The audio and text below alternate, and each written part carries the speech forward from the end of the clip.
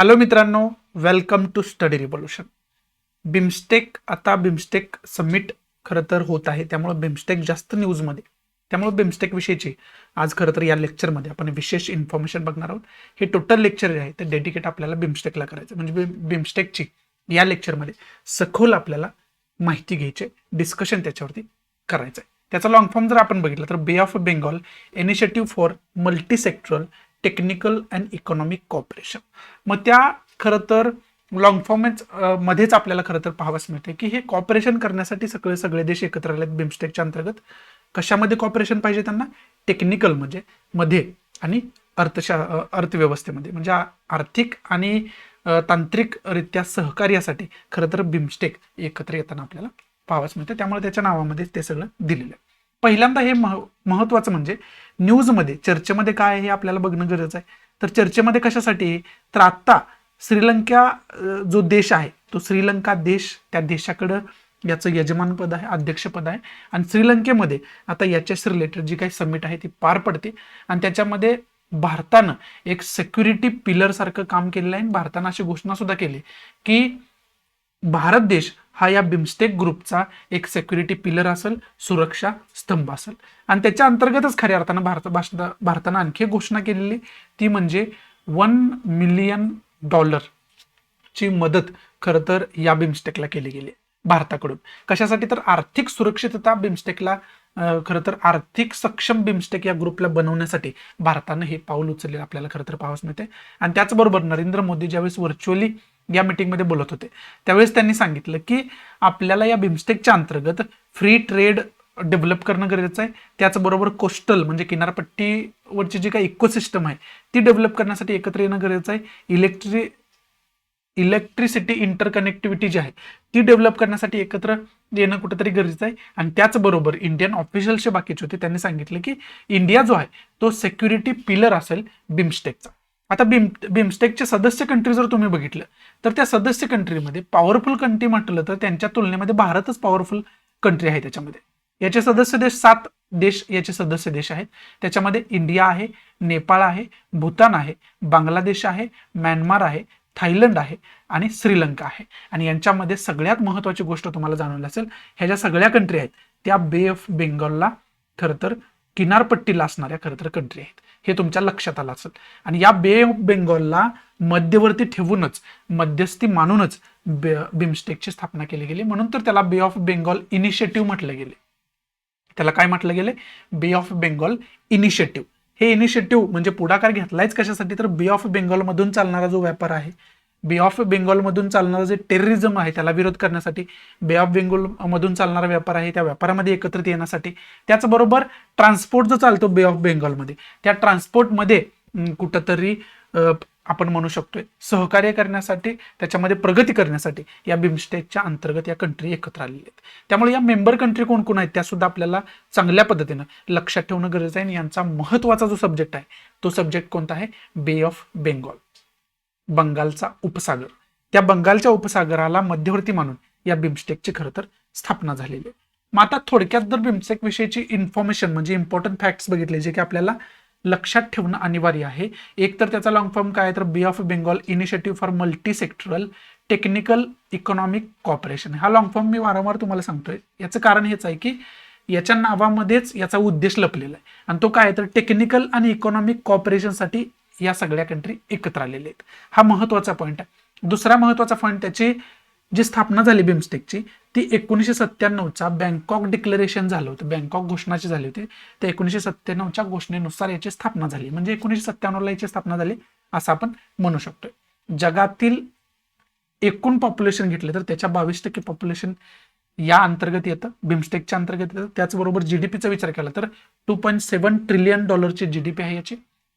1/4 world trade आहे, म्हणजे जगातल्या 1/4 एकूण व्यापाराच्या 1/4 व्यापाराची उलाढाल जी आहे ती बे ऑफ बेंगॉल मधून होत असते.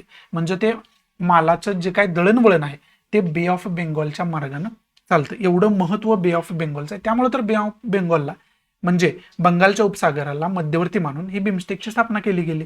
आणि याच्यामध्ये 6 महत्वाचे फोकस्ड एरिया आहेत. अनेक एरिया आहेत त्याच्यामध्ये फोकस करणारे, पण महत्वाचे 6 मानले जातात. त्याच्यामध्ये कोणते आहेत तर ट्रेड आहे म्हणजे व्यापार, टेक्नॉलॉजीमध्ये तंत्रज्ञान, एनर्जी म्हणजे ऊर्जा, ट्रान्सपोर्ट म्हणजे दळणवळण, टुरिझम म्हणजे पर्यटन क्षेत्राशी रिलेटेड, आणि फिशरीज म्हणजे मासेमारी व्यवसाय. आता समुद्र म्हटलं की मासेमारी व्यवसाय हा अनिवार्यच आहे, ते लक्षात ठेवायची गरज नाही, ते ऑटोमॅटिक तुमच्या लक्षात राहीलच. हे सगळे महत्वाचे 6 एरियाज मानले जातात. त्याच्यावरती खऱ्या अर्थानं बिमस्टेक पुढे येणाऱ्या काळामध्ये आपल्याला काम करताना पाहावंच मिळेल खूप मोठ्या प्रमाणात. आणि आत्ताच्या समिटमध्ये, आत्ताची समिट जी होती ती 5वी समिट होती, आणि त्या 5व्या समिट म्हणजे आत्ताची समिट जी आहे ती 5वी समिट आहे, 5वी परिषद आहे असं खरं तर बिमस्टेकची. आणि या 5व्या परिषदेमध्ये एक वेगळी गोष्ट काय घडली तर एक पॅक्ट साईन केला गेलाय, एक खरं तर आपण म्हणू शकतोय सनद साईन केली गेली. आणि त्याच्या अंतर्गत काय झाले तर त्याच्या अंतर्गत बिमस्टेकचे जे काय उद्देश आहेत ते खरं तर याच्या अंतर्गत डिक्लेअर केले जाणार आहे. त्याला आपण चार्टर ऑफ बिमस्टेक असं म्हणू शकतोय.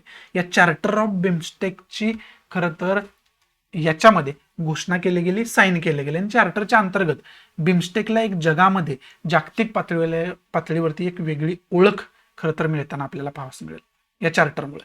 म्हणजे या चार्टरमध्ये काय सांगितलेलं असेल तर या चार्टरमध्ये सांगितलं असेल की बिमस्टेकनं आतापर्यंत काय केलं आणि बिमस्टेकचं बंगालच्या उपसागराच्या दृष्टीतून आणि एशियन कंट्रीच्या दृष्टीतून काय महत्व आहे हे सांगितलं जाईल.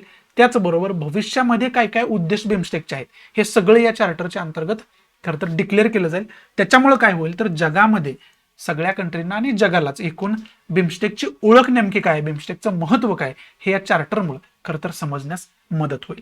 आणि इतर सुद्धा जसं की मी तुम्हाला सांगितलं याचे इतर सुद्धा काही उद्देश आहेत, ते उद्देश सुद्धा आपल्याला खरं तर बघणं गरजेचं आहे. ते उद्देश सुद्धा विकिपीडियाच्या माध्यमातून आणखी थोडेसे आपण बघण्याचा प्रयत्न करूयाच.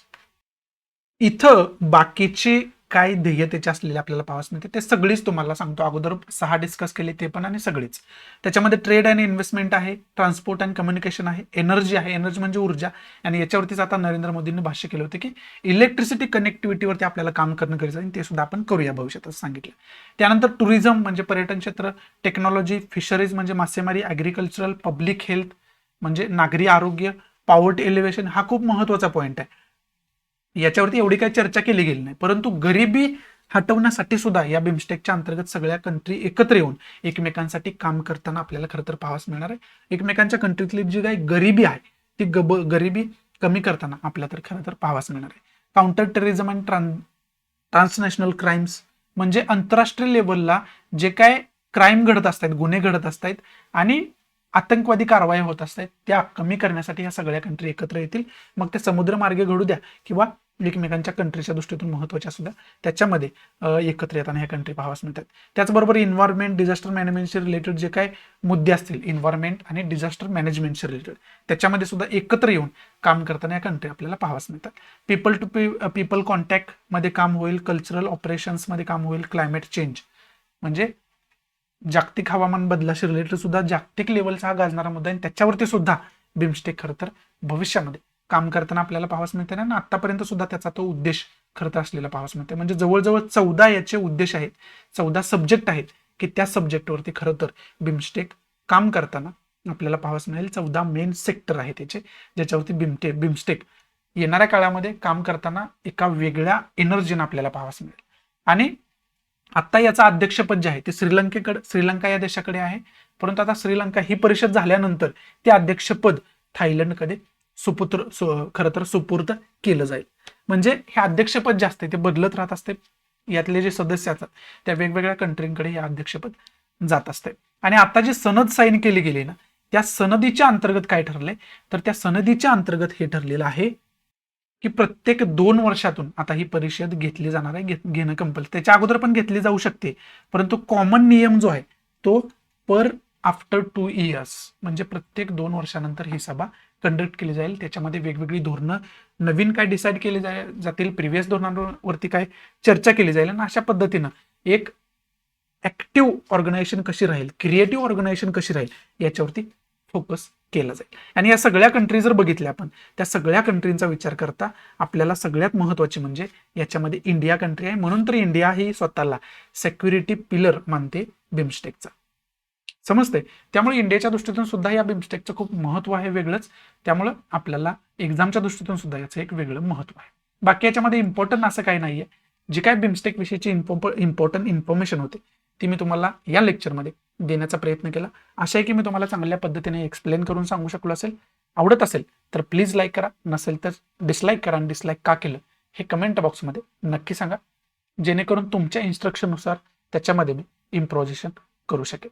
आणि प्लीज आपल्या जास्तीत जास्त मराठी विद्यार्थ्यांना शेअर करा, जेणेकरून सगळ्यांना याचा फायदा होऊ शकेल आणि मी त्यांच्यापर्यंत पोहोचू पण शकेल. आणि ते तुम्ही शेअर केलं तरच शक्य.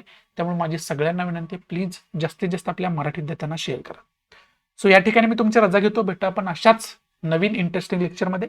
तोपर्यंत thanks for watching. Good bye, take care, जय हिंद.